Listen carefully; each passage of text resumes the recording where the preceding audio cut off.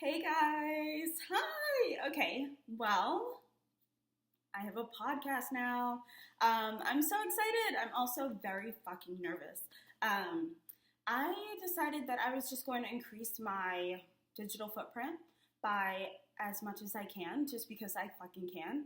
And I am just so excited to be here, and I'm so glad that you guys are tuned in and ready to hear what the Little Black Book podcast is all about. For those of you who do not know who I am, my name is Tamika, and I am so excited to introduce the Little Black Book podcast. And this is episode 1. I am just so thrilled, so excited to share my experiences in love, and I will be having just like a lot of exciting different things going on. This is something that I wanted to do for a very long time. I think, because I've been on social media for so long, it is it's time to introduce a different side of me that you guys have not seen ever from me. So I will be so vulnerable with you guys and so open, and I am so excited and I am so nervous. I'm literally shaking in my boots right now, but I'm excited to go down this path with you guys, and it's gonna get nasty. I'm just gonna be honest, it's gonna get nasty. You guys are gonna look at me like, whoa. It's gonna get vulnerable. I'm going to talk about some things that may have happened to me in the past, some things that have shaped me to be the woman that I am today. I will take you from the beginning to where I am now, and then wherever we go from here. I'm excited. I have some high hopes, and I'm excited for where this is going to go. So I just wanted to say again, thank you so much for viewing so far. So let's get into it. The Little Black Book podcast is a walkthrough of my lovers from the past, lovers in the present, and potential lovers in the future. Things that I've experienced sexually, emotionally, spiritually. I'm going to go down the entire pathway of the beginning of how I got to this point, how I became such a monument in the sex work industry, how I started off in this industry, and then how I have continued on, where I am, where's my mindset, where am I, just in life. And I think one of the most intriguing things about me is, the way that I carry myself and how it doesn't really align with what people think that I do for work. We're going to get into it, guys. I'm just so excited. I'm nervous as fuck. And the thing about this podcast, too, I want it to be very natural and very flowy with minimal edits. I just want it to be as candid and normal as it absolutely can be. So, let's see. This is episode 1. I'm sorry. I've wanted to do this for so fucking long, and now here we are. So yes, episode 1. What we're going to be talking about today is how did I get to this point? Was there like a huge, traumatic event in my life that made me join the sex work industry? Like, what was it? So we'll dive into it right now. I joined the sex work industry in 2019. And at this point, I had just finished teaching. I was a teacher for 7 years. You wouldn't believe it, or would you? I was a school teacher for 7 years, and I loved it, but it just wasn't my passion. So I started doing my poetry and my music on Instagram, and I noticed it was going somewhere, but the rate at which it was going wasn't, it wasn't going that fast, just being honest. So, I ended up being really friendly with this guy on Twitter, and we'll call him H. And H was always trying to buy nudes from me. He was like, oh, you do really good, on this website called OnlyFans. And I'm like, And he was like, oh, there's a website where you can sell your nudes and, bring in a different stream of revenue and, a different audience, stuff like that. So when he said it originally, I was like, oh, I was a little offended. I'm not going to lie, because I'm like, you know, I'm doing this for you. Like, him and I were exchanging, like, you know, money for pictures and stuff like that. Like, it was very, like, minimal. It was just, like, our small little agreement, whatever. So, moving forward, another guy on Twitter, his name is D. And D was like, hey, have you heard of OnlyFans? You should do it. I'm like, oh my God, everybody wants me to do fucking porn. And I'm like, you know, as much as I was offended, I was a lot curious too. I'm like, what can I, you know, like, can I make a little baguette? Can I make a little money? So, yeah, I was just like, fuck it, I'm gonna sign up.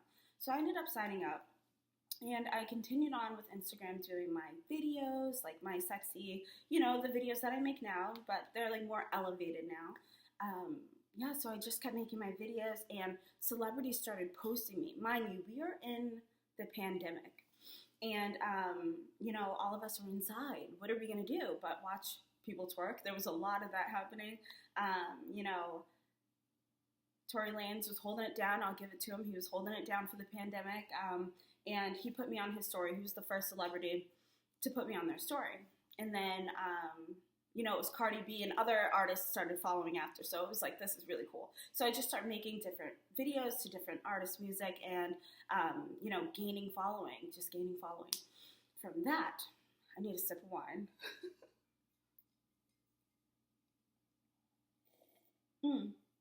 Okay. So a bunch of celebrities just started posting me, and it was really good for me. It brought like revenue to my OnlyFans, because now I have an OnlyFans at this point. And yeah, money just started rolling in. I'm making some really good connections, some really good networking is going on. I'll just be frank with you. I was making, you know, shit was sweet. So did that for a while, and then I ended up moving to Charlotte,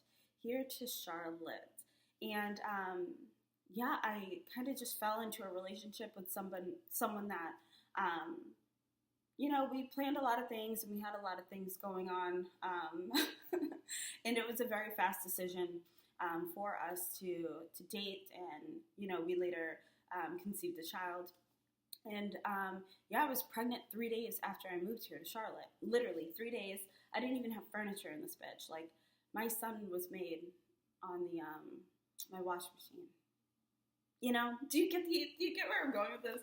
So yeah, like we fell into a partnership, and I'm not gonna lie to you guys, like, times got really hard. And I was pregnant, mind you. So I'm like, oh, I'm not feeling so sexy. I'm just feeling like, you know, shitty. Like, I was feeling like awful.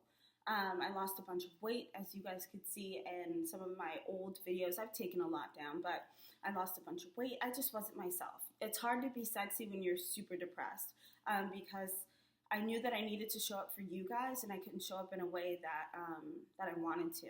I'll just be honest. And excuse me. From that point, OnlyFans became not fun for me. It became not fun for me. I didn't want to do it. I was put in a position where I had to do it. And because at this point it was the livelihood of my family, right? I had to make sure that the money was coming in. And mind you guys, I'm going to get very vulnerable in some of my episodes, just because it's a digital diary at the end of the day, and I want you guys to understand who I am, where I come from, where I'm going. So yeah, it was just a hard time for us, and yeah, I was pregnant. And any of my content in 2020, to 2021, I was pregnant. You know, that 9-month period. And I had to do content. I wasn't getting the support that I needed, mentally, financially, physically. Like, I was just a wreck, guys. I was going through a really hard time. And yeah, it was what I knew at the time. I'm like, this, you know, that fast money, when that fast money's coming in, and to agree, I'm sure, like, different people can understand if you've come from different walks of life, but the money was coming in at a rate that, honestly, I had never seen for myself. I'll just be honest. And yeah, I'm like, I gotta keep doing this. So I did it for a while, did it my entire pregnancy. And a lot of you guys didn't know because I was such a small frame. I had such a small frame that it was not too noticeable. And I wasn't doing content from the front. I was doing content from the back. I was showing that ass. So, yeah, I got uncomfortable. I didn't want to do it. So then after I had my son, I really didn't want to do it. But also financially, things were on me. Like my partner had just lost his job. He lost several jobs. So I was in a position where I had to do this. It took away the sexy. It took away the fun. It took away the joy. And I love being sexy. I love talking about sex. I love being sexy. I love encouraging people that are consenting age to have sex and enjoy their body. And it just all of that got stripped from me because I wasn't in a space mentally to show up as myself. And so I don't want to lose my train. So yeah, I did it for a while, made the money, and then what you guys have seen within the last 2 years of me doing OnlyFans and making content for you guys, it's been very much like me. I would say forcing myself to show up because I really it's something that I enjoy doing, but the fun just it wasn't there. And I will say that as of recently, thank God for my therapist. And she's one of the reasons that I have started my podcast. So shout out to you. Love you so much. But yeah, it just, now that my mind is back in a really positive space and I'm a way happier woman, I feel sexy. I look great. I mean, this is where my waist is,